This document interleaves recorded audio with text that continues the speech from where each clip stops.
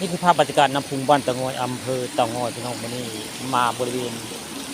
น้ำพุงบ้านตะงอยอำเภอเตางอยเนี่ยมาอยู่ว่าจะจ่าอยู่กลางห้วยกลางน้ำพุงพี่น้องนี่คือบริเวณน้ำพุงเตางอยอำเภอเตางอย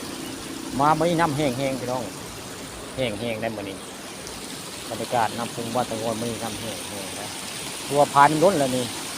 พาน้ำล้นอำเภอเตางอยนะเดี๋ยวเบิ่งกะ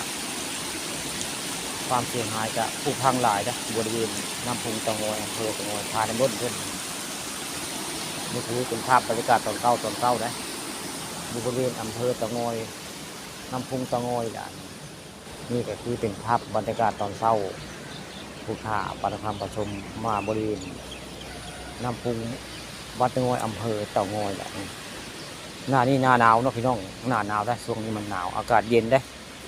อำเภอเตางอยอากาศเย็นได้หนาวง่ายๆนี่มันคืออะไรตัวได้อากาศเย็นได้ฝนบ่มีอำเภอเตางอยบ่มีฝนได้ฝนแล้วช่วงนี้ฝนบ่มีแล้วตอนนี้ยังไม่ได้เข้าไปในบริเวณพญาเตางอยยังมาว่ามาจาอยู่ในบริเวณน้ำพุงผาน้ำล้นพี่น้องนี่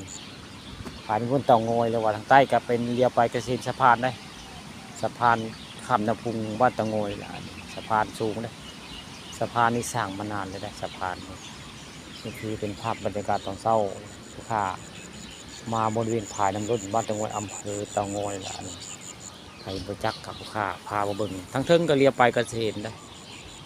เซ็นสะพานเล็กสะพานข้ามน้ำพุงบ้านตะงอยแล้วนะข้ามจากไปพญาตะงอยไปวัดวาอารามบ้านตะงอยได้นี่คือเป็นภาพบรรยากาศตอนเช้าเลยมื้อนี้ตอนเช้าอากาศหนาวนะเย็นมื้อนี้อยู่บริเวณเขตอำเภอตะงอยนี่เย็นหนาวได้บรรยากาศตอนเช้ามันหนาวนะหนาวลายมือได้บริเวณอำเภอเตางอยภาพฝนบ่มีแล้วพี่น้องอย่าตกมานานแล้วนะมีแต่สิหนาวบาดนี้มีแต่สิหนาวน้ำพุงกระแห้งนะ